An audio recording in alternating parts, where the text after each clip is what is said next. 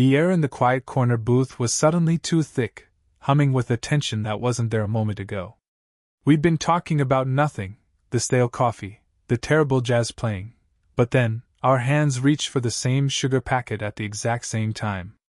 My fingers brushed the back of hers, a quick, accidental electric shock that made her gasp, a tiny, almost inaudible sound she tried to cover with a cough. She didn't pull her hand away immediately, and neither did I. For a fraction of a second that stretched into an eternity, our hands were frozen, her skin soft against mine, the heat radiating between us almost unbearable. I felt the sudden, frantic drumming of my own heart against my ribs, a loud, panicked sound in the silence. When I finally looked up, her eyes, usually so guarded, were wide, dark, and vulnerable. The playful smile she usually wore was gone, replaced by a look that was raw and searching. I leaned in, just an inch, following an impulse I couldn't stop, my voice dropping to a low, rough whisper. "You know, for someone who claims to hate this place, you look incredibly relaxed," I murmured, my gaze locked on the tiny, rapid pulse beating in her neck. Her breath hitched. A slow, knowing smirk finally returned to her lips, but her eyes held a deeper, more dangerous challenge. "Maybe," she whispered back, the words sliding over my skin like warm honey. "I'm just comfortable here. With you." The unspoken invitation hung heavy, thick enough to choke on. The unspoken tension, the undeniable pull, was an explosive promise. I was about to answer, to close the distance that was now agonizingly small, when my phone vibrated, violently snapping the moment. It was a text, a mundane check-in from my long-term girlfriend, Sarah. I glanced at the screen, then back at the woman across from me, whose expression had instantly hardened, a subtle shadow passing over her face. She picked up her jacket, her movements quick and final, and without a single word, without breaking that intense eye contact, she turned and walked away. I watched her go, my chest tight, the ghost of her touch still tingling on my skin. Who was I becoming, sitting here, caught between the safe life I had and this sudden, intoxicating chaos? I shoved my phone back into my pocket, the picture of Sarah smiling on the screen suddenly feeling like a lie. Little did I know, that night, Sarah wasn't texting to check on me. She was texting to tell me goodbye, but not in the way I expected. She wasn't angry anymore, she was calm, dismissive, and utterly uninterested. And I was about to find out the devastating reason why her fighting stopped. The silence in the small apartment was heavy, not peaceful. It was the kind of silence that comes after too many arguments have been swallowed, too many things left unsaid. For months, Sarah and I had moved around each other like strangers occupying the same space. Our routines were perfectly synchronized. She worked late, I played video games, we ate dinner side by side watching different screens, but our hearts were not.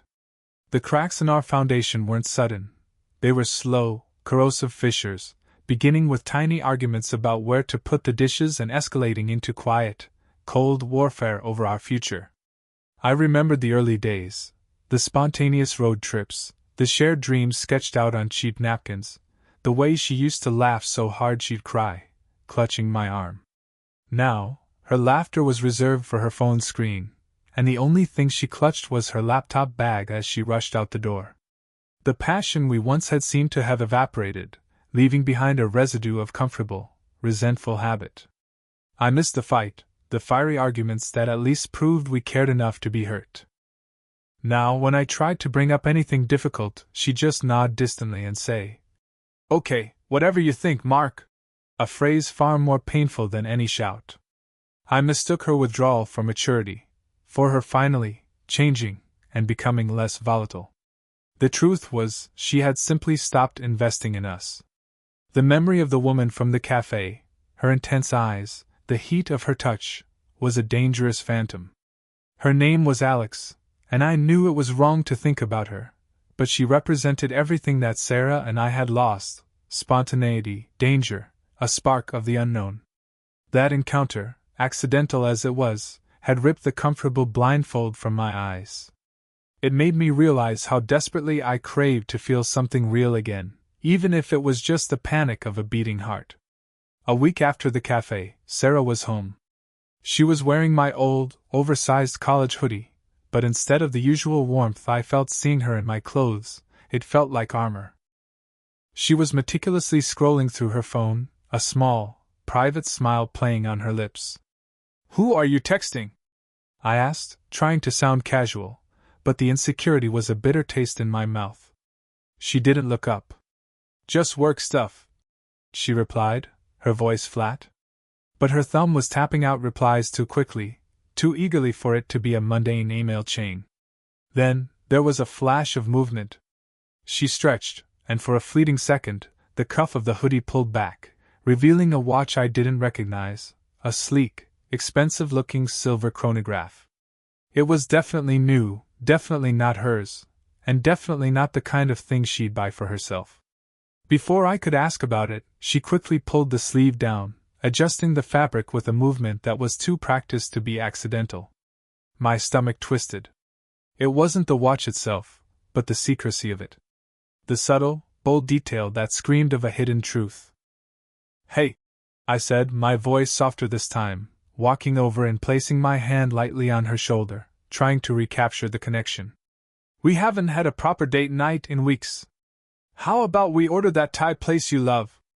I leaned in, inhaling the scent of her hair, searching for a sign of the old Sarah.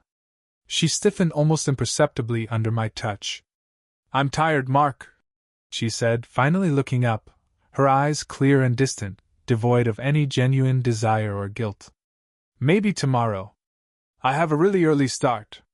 She was telling the truth about being tired, but it was tired of me that echoed in the silence between her words. I knew then, with a chilling certainty, that the quiet resignation in her voice wasn't about changing. It was about moving on. And the cliffhanger wasn't whether she was cheating, but how long I'd been too blind to see it. The strange, cold distance between Sarah and me turned the apartment into a cage. Every shared meal felt like an interrogation, every casual touch a forced performance. The silver watch on her wrist, which I never managed to ask about directly, became my tormentor, a silent, glittering symbol of the life she was living without me. I started noticing other things, a faint, unfamiliar scent on her scarf, a lightness in her step when she came home late that contrasted sharply with the exhaustion she showed when she was with me. My jealousy wasn't just spicy, it was a burning, acid reflux of suspicion and humiliation. The temptation, however, was a two-way street. I found myself obsessively replaying the brief, charged encounter with Alex. I knew where she worked, a small, independent bookstore a few blocks from my office. And one rain-swept afternoon, driven by a mixture of need and self-destruction, I found myself standing outside. She was shelving books near the front window, bathed in the soft, dusty light. When she saw me, her hands froze mid-reach, holding a worn paperback. That same dark intensity flared in her eyes. It was a look that acknowledged the undeniable heat between us, a mutual, forbidden longing that mocked the stale security of my life with Sarah. I didn't enter the store. I just stood under the awning, letting the rain soak my jacket. I needed to see her, not to talk, but to confirm that the electricity wasn't a figment of my miserable imagination. She walked slowly toward the glass, her expression unreadable, a single fingertip pressing lightly against the pane, marking the boundary between us. It was a standoff, a silent exchange that spoke volumes of repressed desire. The air outside felt cold and clean. The air inside, where she stood, seemed warm, intoxicating, and dangerous. I imagined shattering the glass, crossing that line, and finally inhaling the chaos she promised. She held my gaze for a long, agonizing minute, a ghost of a smile playing on her lips, a smile that seemed to say, *, you know you want this. Why are you waiting? *, then, the moment shattered. My phone buzzed, a reminder I'd set for Sarah's mother's birthday. The mundane task ripped me back to reality. I saw the flash of disappointment, or was it pity, in Alex's eyes as I turned away. I walked home, drenched and hollow, the forbidden desire a raw ache in my gut. I hated the temptation, but I hated my failure to act even more. The breaking point wasn't a shout or a confrontation. It was this quiet realization that both Sarah and I were looking for escape, just in different directions. And I knew, with sickening certainty, that if I didn't break away from Alex, the watch on Sarah's wrist would be the least of my problems. I was building my own exit strategy, brick by secret brick, even as I was being replaced. The storm broke a week later, not with fury, but with a terrifying, calculated calm. I had successfully avoided Alex since that afternoon, trying desperately to cling to the wreckage of my life with Sarah, but fate, or perhaps my own subconscious sabotage, had other plans. We were both volunteering at a local charity book drive, a commitment we'd made months ago. I arrived late, my nerves frayed, and immediately saw her.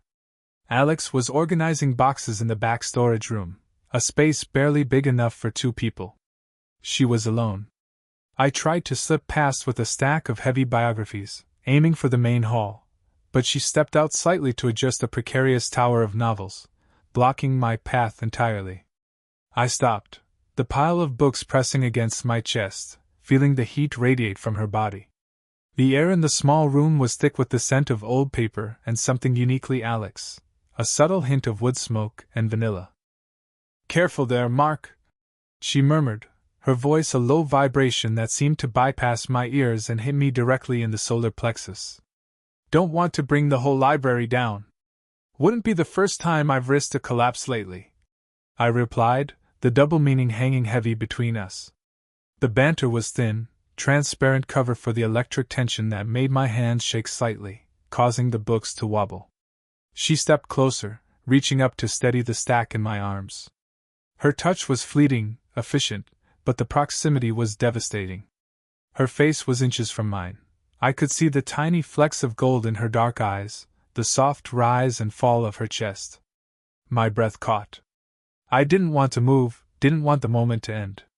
This was the closeness I'd been avoiding, the forbidden intimacy that felt both terrifying and essential. The barrier between us, physical, moral, and emotional, was paper-thin, about to rip. "Why did you come back to the store the other day?" she asked, her voice dropping to a near whisper. It wasn't accusatory, just curious, open, and dangerously honest. "I needed to see you," I admitted, the truth tumbling out because, in this confined space, there was no room for lies. "I needed to know if it was real." A slow, confident smile touched her lips, a smile that promised she knew exactly how real it was. She lifted her hand not to touch me, but to brush a loose strand of hair from my forehead. The gesture was tender, possessive, and utterly intoxicating. Suddenly, a loud, sharp crash echoed from the main hall. A shelf of books had fallen. We both flinched, the sound shattering the fragile intimacy. We stood there, breathing heavily, knowing we had just skirted disaster. Then, Alex's eyes flickered past my shoulder, fixing on something behind me. Her face went utterly blank, the warmth draining away instantly, replaced by a look of sheer, cold recognition. I turned, dread coiling in my stomach. Standing in the doorway, framed by the falling dust and chaos of the book collapse, was Sarah. She wasn't angry. She wasn't crying.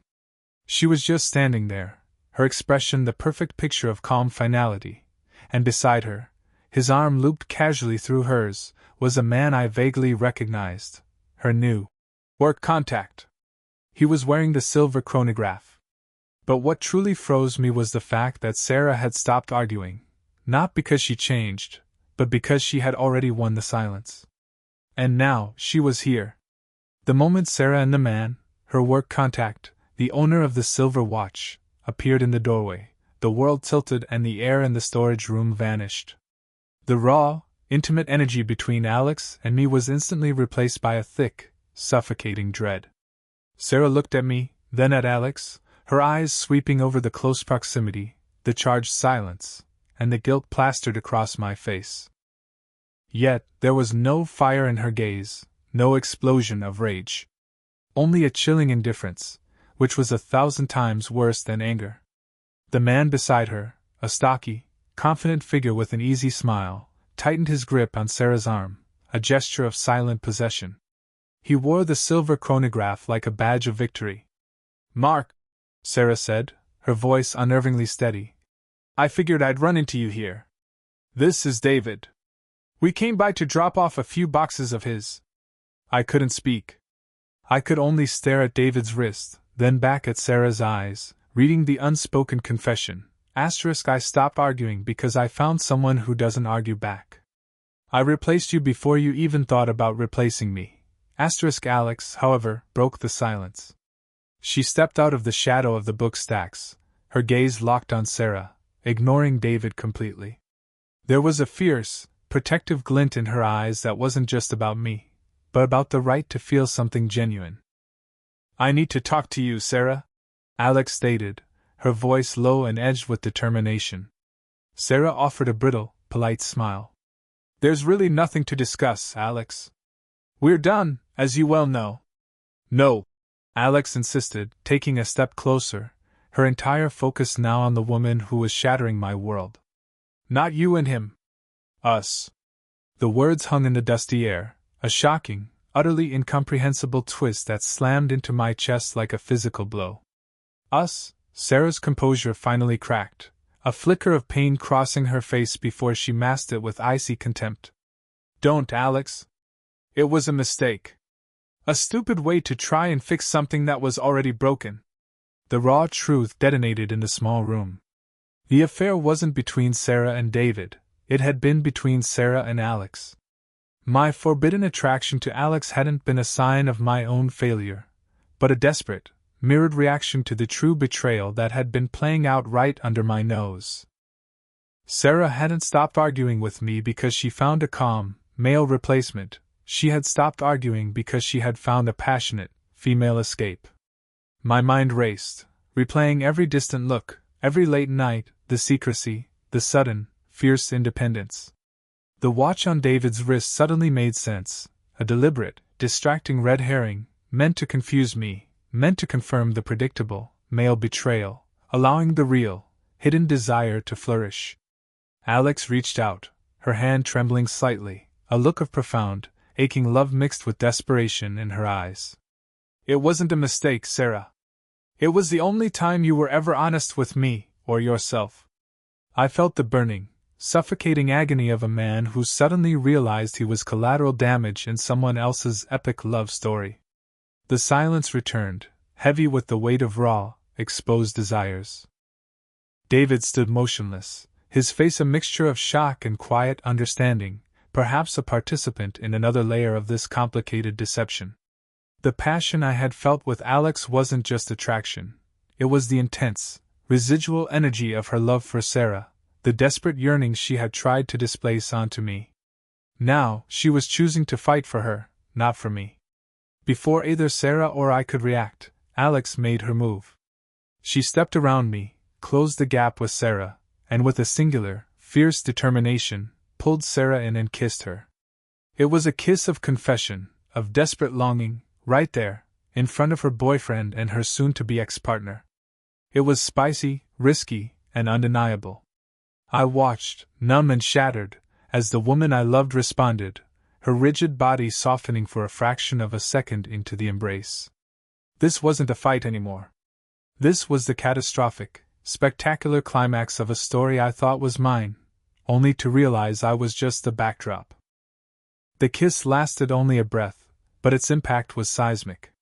Sarah pulled back sharply, her face a mask of conflicting emotions, the residual warmth of Alex's lips still visible, warring with a fierce, self-protective denial. She wiped her mouth quickly, her eyes darting to David, who remained frozen, the silent witness to a truth he hadn't fully processed. "Don't do that, Alex," Sarah choked out, her voice thin and ragged. The composure was completely gone, replaced by a devastating vulnerability. "It's over. I made my choice." "A choice based on what?" Alex countered, her chest heaving, her own pain now raw and exposed. "Comfort? Convenience? He wears a watch you bought to keep me a secret. Is that your choice?" My gaze snapped to David. The silver chronograph. It wasn't a distraction, it was a gift. Sarah had orchestrated this entire facade, using David and his watch as the perfect, traditional cover to hide a love that was anything but. I stepped forward, the books long forgotten, my voice low and shaking with the force of my betrayal and heartbreak. All those arguments we stopped having, all that silence, it wasn't because you changed, Sarah. It was because you were already somewhere else. With her. I looked at Alex, the woman I had been tempted by, who was now just another victim of Sarah's complicated escape. Did you ever care about me at all, or was I just your safe landing while you figured out how to fly away with her? Sarah finally looked at me, really looked at me, and the sight of my pain seemed to shatter her. Tears welled up, but she blinked them back, maintaining a desperate hold on her control. I care about you, Mark. I always have. But you and I, we were routine. We were inevitable. And I realized I was settling for a certainty when I needed to risk everything for a possibility. She gestured toward Alex, the pain in the declaration unmistakable. Alex is the possibility. David, the silent partner in this devastating reveal, finally moved. He gently removed Sarah's hand from his arm. I think you have to choose, Sarah, he said quietly, his voice devoid of anger, just heavy disappointment. Right now. Not just for them, but for you. He then looked directly at me. Sorry, man. I thought I was getting into something real, too. He walked out, his exit quiet and dignified, leaving the wreckage behind. The confrontation had reached its boiling point. Two paths lay open for Sarah, and she was the only one who could take the step. She stood between us, her past and her possibility, her safety and her risk. She looked at Alex, a long, agonizing moment of decision, then back at the open, dusty doorway where David had just vanished. She took a shaky breath, then turned fully towards Alex. I can't pretend anymore, she whispered, the surrender palpable. I choose honesty. I choose you. The relief that washed over Alex was immediate and profound, but their embrace was tinged with sorrow. The air had been cleared, the secrets exposed. My world had imploded, but their story had found its resolution. I stood there, feeling the utter finality of their decision. My heartbreak was absolute, but the crushing tension that had defined my life for months was finally gone. I was alone, but free from the cage of her silence. I turned away, walking past the fallen books and shattered relationships, leaving them to their difficult, true beginning. The only thing left for me was to figure out how to write my own final romantic ending, even if it meant starting completely over. The silence that followed my departure from the book drive was the quietest I had ever known. It wasn't the cold, corrosive silence of avoidance that Sarah and I had shared. It was the quiet of a blank page, the stillness before a true beginning. My heartbreak was real, a deep, cleansing ache, but it had carved out space for clarity. I finally understood that Sarah's silence had simply been her struggle to find her own voice, and that was a battle I could no longer fight for her or against her. 3 months passed. I threw myself back into life, finding a surprising satisfaction in the simple act of choosing my own path. I started painting again, a hobby I had abandoned years ago.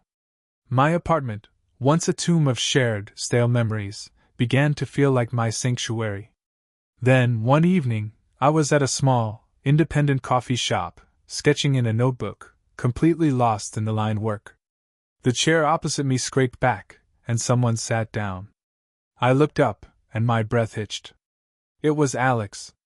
She looked different, calmer, lighter, the sharp edge of desperation gone from her eyes. She wore a simple, confident smile, and the intense look she gave me was no longer fraught with forbidden desire, but with a deep, open recognition. I hoped I'd run into you here, she said, her voice soft. I heard you started coming here on Sundays. Good coffee. I closed my notebook, my heart doing a slow, steady rhythm that felt surprisingly peaceful. It is. How are things? I asked, knowing I meant with Sarah. Complicated, honest, and ours, she replied simply, nodding. She's learning to live out loud. And I'm learning how to be the person she needs, not just the one she wants to hide. She paused, her gaze steady. But that's not why I sat down, Mark. Oh? I raised an eyebrow, a slight, genuine smile forming.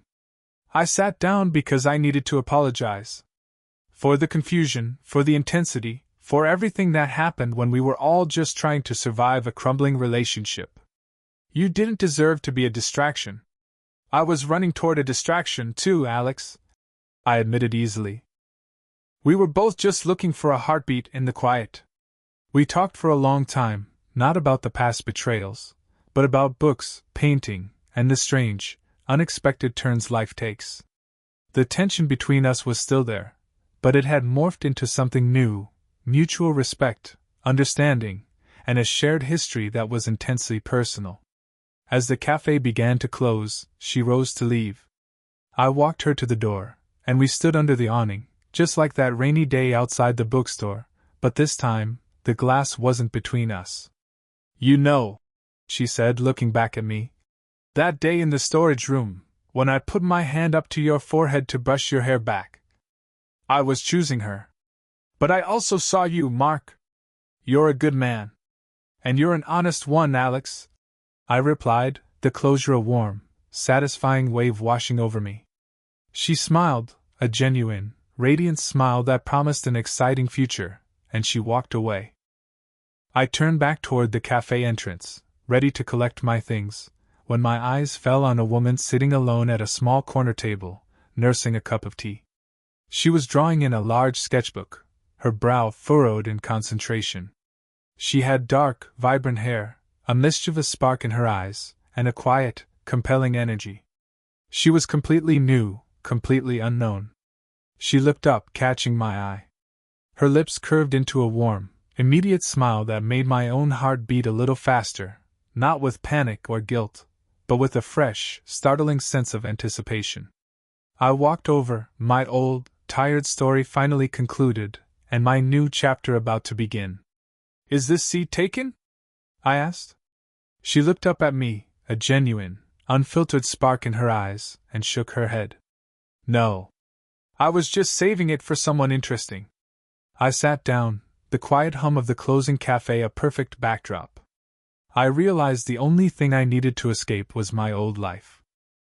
And now, I was ready to argue, to tease, to feel everything, not because someone was replacing me, but because I was finally ready to stop replacing myself. This was the end, and the most romantic beginning of all.